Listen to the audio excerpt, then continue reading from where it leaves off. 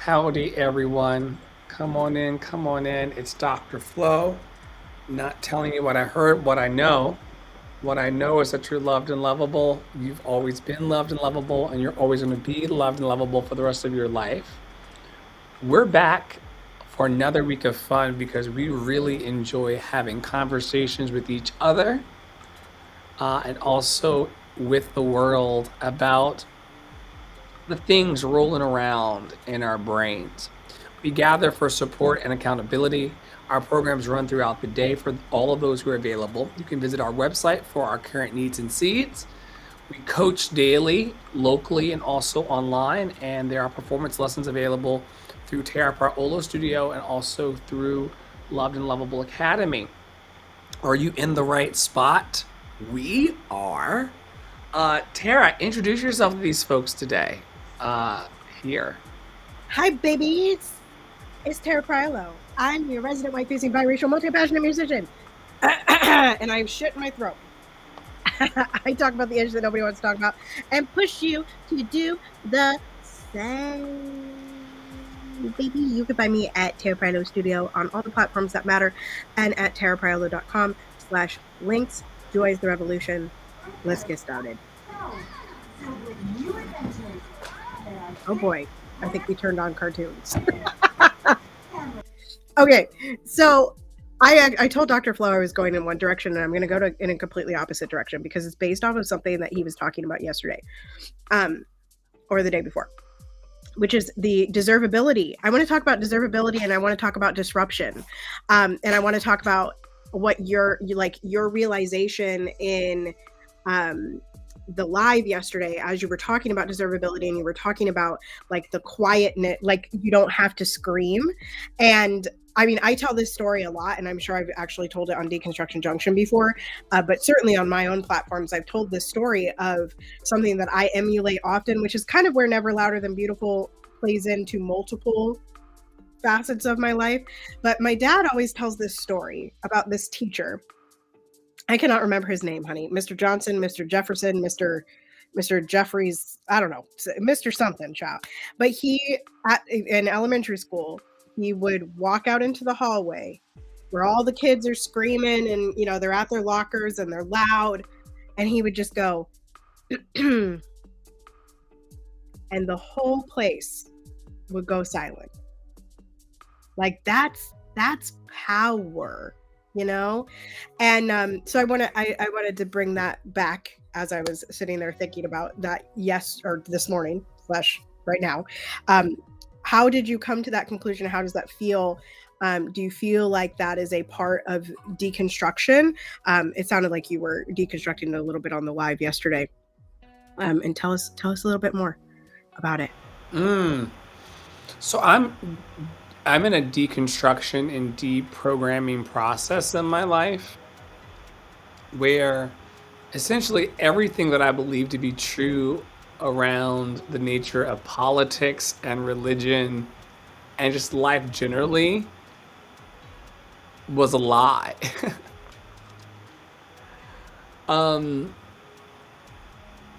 Including the things that I was taught about myself in my many intersectional spaces. How I landed at deservability was through Jim Rohn's teaching, that you have to feel that you deserve something in order to manifest it. And I realized through introspection and listening to that teaching that I have not in my recent history felt that I deserved great things.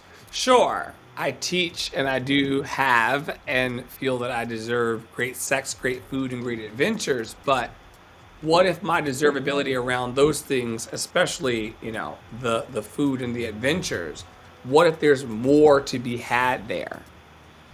I'm very, very satisfied with my partner and I love him very, very much. So we can check that box off. But in the other areas of my life where I would like to grow and have a growth mindset, if I don't believe that I deserve to grow, if I don't believe that I deserve to have better, I simply won't have it. And it was like a light bulb went off, or like a moment of clarity where it's like everyone is having the experience of life that they believe they deserve. And so I need to get very, very clear about what it is that I actually want from myself, and get clear about whether or not I like this has nothing to do with like an audience or even you, Tara. It's like I inside have to make an agreement to align with what I want. And I think that at the root of all of this, there's two ideas that have been going on this week: the deservability conversation, and also the one around bothering ourselves. I don't think that I ever really had a real conversation with myself in the last few years about what I deserve, because I was so busy bothering myself. And if you're in the space today and you're out there bothering yourself, this is an invitation from the two of us to stop. Stop bothering yourself, because bothering yourself and agitating yourself will cause you to be bothered and agitated with everybody else around you, especially the people closest to you who get the most blame from us, the people who are closest to us. And I think me stopping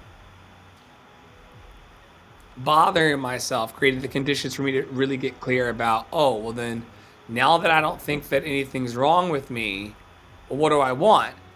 And that's like the bing question for like everybody. It's kind of like we in our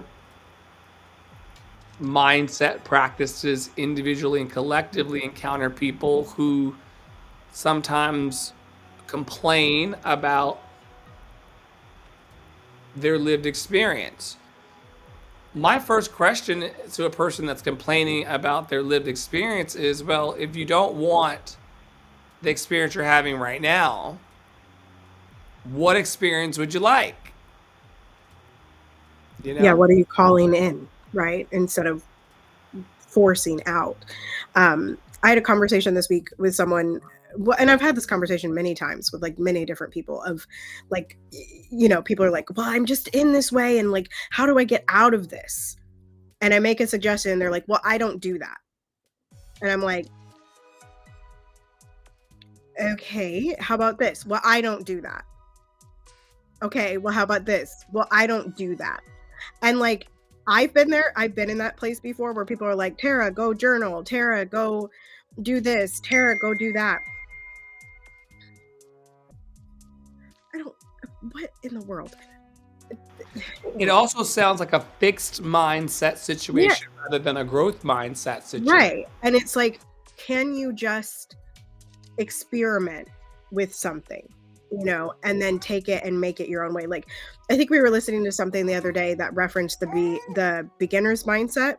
I don't remember who it was, Chow. We listen to a lot around here.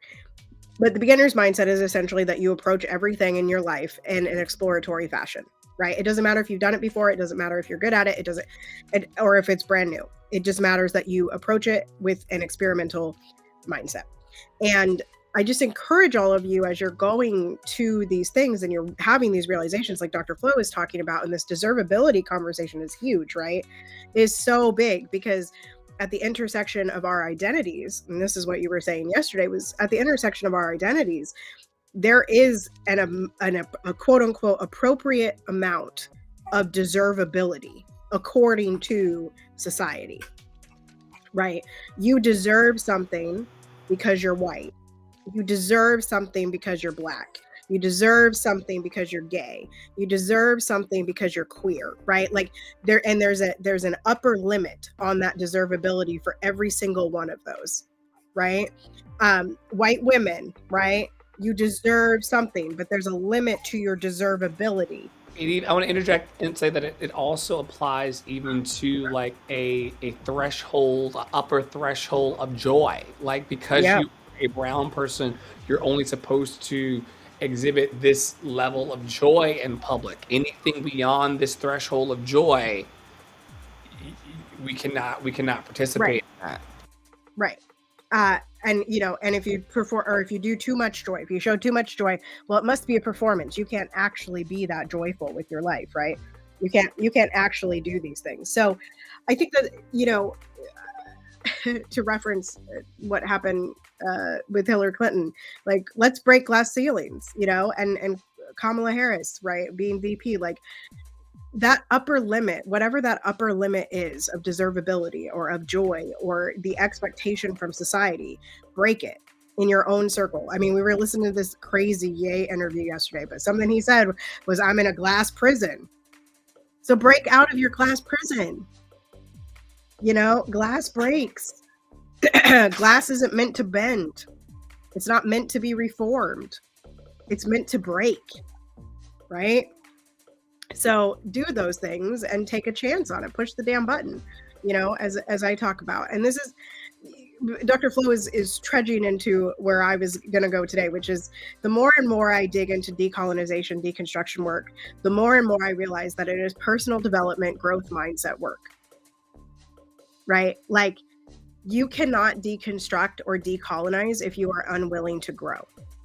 And if you are unwilling to be challenged, and if you are unwilling to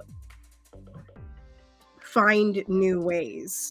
And so I just, like, when I listen to some of the things that we listen to now, like even like the Abraham Hicks this morning, which for the first time I realized that when she's talking and she says we, she's for sure talking about the damn alien. All of them. Yeah, the whole council. I had no idea up until today. And then I was... What do you think she was talking about? Her team? I don't know. I was like, I thought she was referencing like authors or something. I didn't know she was talking to aliens. Good for her. Anyway, so wait, like, but I feel responsible because... Well, you just told me like a week and a half ago that she talks to aliens, and I never told you that. Who told you that? I never knew that. You told me that. Yeah. I mean, maybe that's like the first thing that you should know. Is like she's like channeling like Bashar, but God knows from where. You've never told me that before. So then who did you think she was talking to? I thought it was the people in the audience, or like the people that she'd experienced, or like her coaching practice. Like, I don't know. I was just assuming maybe she had multiple personalities. Are you more or less entertained now by the whole work of it now that you know that she's just slightly more? Because I mean, you've also never seen her to deconstruct, you guys to deconstruct. Mm-hmm. You've never seen her also like mount the stage. So she steps up on stage and she goes, "Hello, everybody, goodbye," and then she like leaves. It says goodbye, and then she stands there and she kind of does like this, and then she lets this entity like speak now, to her. Has she ever been abducted by aliens, or she just talks to the aliens? She taps into, it's like a frequency thing for her. She says she's tapping like a radio frequency. She's tapping into this field of awareness, and it comes through her as like thoughts that then she translates into verbal, a lot like the human brain does, Right. So it's not like an Area 51 thing. It's just like a brain thing. There's nothing that you can see in the movie. No, it's not that kind of party, but wildly popular, and it actually works in my experience. Her and her aliens have always been able to cause me to find alignment with what I want to do with my life. And I mean, in multiple, if you live long enough, you have multiple versions of your life and multiple versions of yourself that exist as you evolve. And in multiple versions of me, the teaching has helped, And so I chose to kind of look over the fact that it's this channeling, mystical, spiritual woo-woo thing, and that trusting your feelings and trusting your intuition and trusting your inner guidance and as it relates to a happy life, she nails it. Yeah, but you can, like, when you listen to those things, I mean, to your credit, when you listen to that personal development, when you listen to those tapes, at whatever point in your life, you have been open to a growth mindset, right? You've been open to deconstructing and decolonizing. And so when I was listening to it this morning, there were so many things. Like, she was talking about she was talking about fear, right? And I was like, oh, okay, I get it now. You know what I mean? And so I think part of personal development work, and even like these, listening to these crazy interviews that this man has me listening to. Open mind. I want to Right. hear what's out in the space, because when someone starts going in about the ways of the world and the things that are happening, I want to have a well-informed opinion to be able to help and to serve. So, but it was 3 hours. We listened to the Drunk Champs Kanye interview all 3 hours last night. And y'all, if you want a bumpy ride, Took you somewhere, child. At least there were some things that I agreed with, such as his closing statement, but it was a wild ride to get to the closing statement, which was basically like, everybody needs to put their hands in the circle, right? We got to work together. Go team. It's like, okay, yeah, we didn't need 3 hours of hullabaloo to get there. But anyway, just having that growth mindset and like allowing yourself to view things differently in the moment, right? You could have listened to the same thing yesterday and find something new about it today, like you did with Michael Singer. I mean, I'm presuming you've listened to Michael Singer in the past. You've experienced that stuff in the past, and all of a sudden in the last 2 weeks it's been like, oh, I'm bothering myself. Stop it. So when we're gathering that information, and I think a lot of people, when they do personal development work, and then when they do deconstruction work, and when they do decolonization work, inevitably the thing is like, how do I solve it? How do I fix it? I just want to fix it. I just want to fix it. And it's like, that's not actually what those tools are. They are just tools to open you to your own deservability, your own ability to disrupt, your own ability to think, right? And your own ability to move towards whatever your goal is. So they don't have the answers. They just have conversation, right? So that was all I want to say on personal development. You got comments? I think that not bothering myself and getting clear about what I deserve as it relates to myself, my close relationships, my distanced relationships, my audiences at large, like getting just very clear. Even, shout out to Unfuckwithable with Flow, Team Unfuckwithable, because journaling and mapping your gratitude and mapping your growth journey as it relates to your dreams and paying attention to your dreams and being mindful of your dreams has a way of focusing you and fine-tuning you into what you deserve. Everyone that's close to me, or everyone that I would consider close to me in life at present, they know what they deserve. And they're stepping towards what they deserve. Stepping towards it and learning to embrace it, right? That's been the biggest thing for me, right? Like, I deserve to be a leader, and I like inherently know that, but stepping towards leadership has been the struggle for me, right? Is like, but I just want to fund somebody else to be the leader. I just want to find the money to fund. It's just all I want in my life. No, girl, go be the damn leader. You deserve it. I deserve to lead. Yeah. Piper agrees.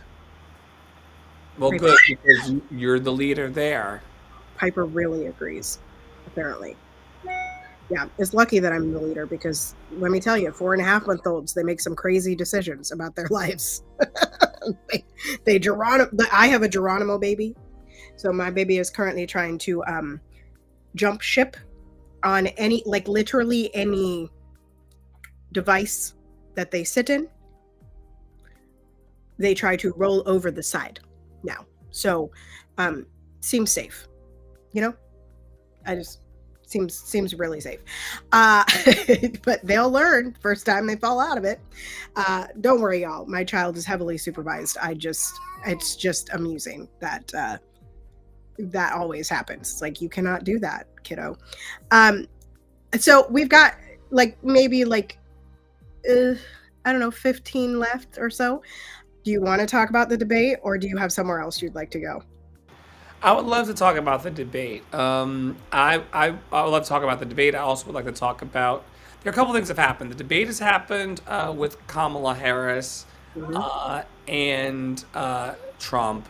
We've also seen an appearance from her from the National Association of Black Journalists. That was very interesting to Well, watch. I did not see that at all. I saw you like live Facebooking about it, but I did not see any of it because I was doing something. I don't know what. Oh, I was at a board meeting.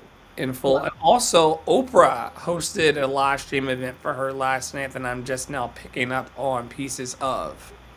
Okay. So, Interesting. she's out and about in the world. The theme is hope and joy and other things. Um, what is your interpretation of what this lady represents and what kind of change she might bring? So here's what I want to say to people. Multiple things can be true at once. And we talked about this. Listen, we talked about this on my page. We talk about this on my page all the time. But we've talked about this specifically in reference to October 7th. And y'all know this is, we're rounding the corner. It's literally in like 2 weeks that we have been witnessing and stood by, and as our government funds, literally funds bombs dropping on innocent people. And this is not new. Our government has done this to several countries. So, like, don't get it twisted that this is the first time. No, it's not. It ain't. But anyway, we can just hold two truths there, and we can hold multiple truths. So we can hold the truth that representation of a South Asian Black woman, the first woman president, is a real potential. And we can also hold the truth that she is a part of the system. She is not the savior, right? She's not going to tear it down like some of us want, right?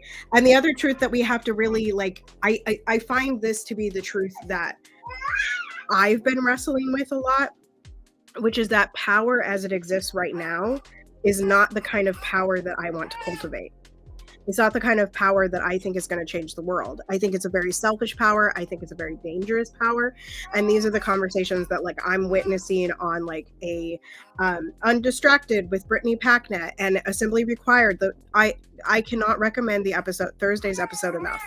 That episode, I did not expect it because it was on rent and evictions and how the rent is too damn high, child. The rent is too damn high. Which is true. But they ended up having this discussion on like holding power and wielding power and how we can change the concept of power. And I just think that that is a fascinating discussion, because when I talk to people about like, oh, you know, we have the potential, I think in some people's minds, and I heard this a lot over the course of my life, people are like, well, if only we had a woman president, everything would be better. If only we had a Black president, everything would be better. Newsflash, the world didn't change that much when Barack Obama was president, child. It was more of the same. Sure, he gave you some really expensive health care. Sure, he gave us representation, but he didn't actually change the status quo. And so when we're talking about like, oh, if this organization like was just replaced by a woman instead of this man running the organization, it would all be better. That's a false narrative. That's completely. Why do you think it is that we place the burden of lifting and solving on the exceptional person at the top? Why do you think we abdicate our responsibility and put it on them as totem? Because holding accountability is really hard. That's the hardest thing, right? Is like, I mean, like like if we think about building our dreams every day, like I keep seeing these discussions like, oh, I wish I could be more consistent. Oh, I wish I could post more. Oh, I wish da, da, da, da, da, da. You're just not holding yourself accountable to the paper. I do it too, y'all. Right? You make your goals and you want to check them off, but then you just are like, I don't feel like it today. Right? So personal accountability is the biggest thing. And we are taught and indoctrinated into the ideology that the collective can't be trusted, right? And so an individual has to come save us. This is why religions work, right? God is coming to save you. Allah is coming to save you. Allah commands you to have da da da da da, right? That's why we had kings. That's why we had monarchies, right? It was because we cannot, the collective cannot be trusted. That's how people steal and hold power. And all of that is in relation to how we do not have personal responsibility or community responsibility to and for each other.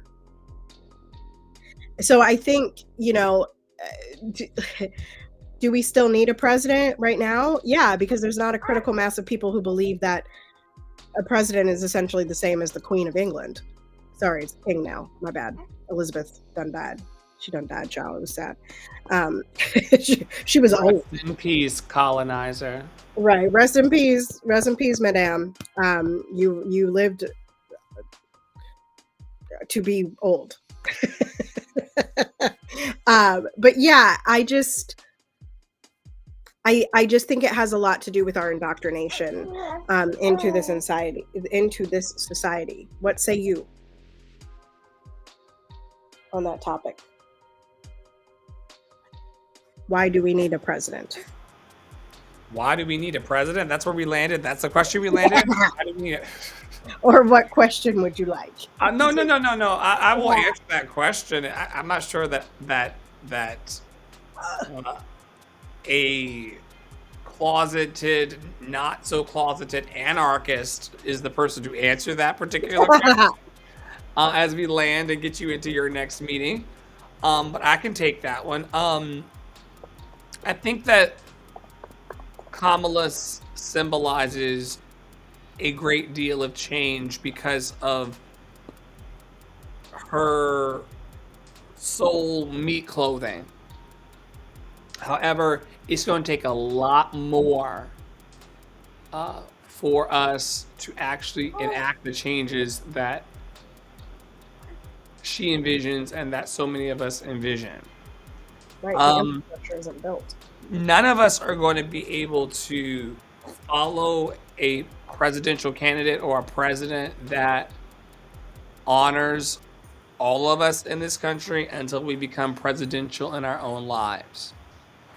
And to your point earlier, a lot of us are not presidential in our lives. We are not great CEOs of our lives.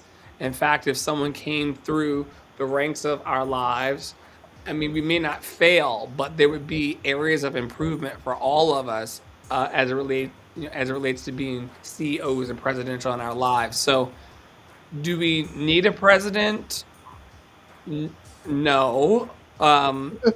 However, we do need ideals of hope and joy and peace and growth to be, the stronger narrative. I'm basing my flow politically in this season around like the vibrational energy of how things feel to me when I take it in. And when I take in the Trump camp personally, it feels very dark and nefarious and low energy and very scary. Like they're intentionally trying to like scare people and I don't like that energy as opposed to is seeming to want to at least foster a narrative of hope. Yeah, I would agree with that. Whether it's true or not, it remains to be seen.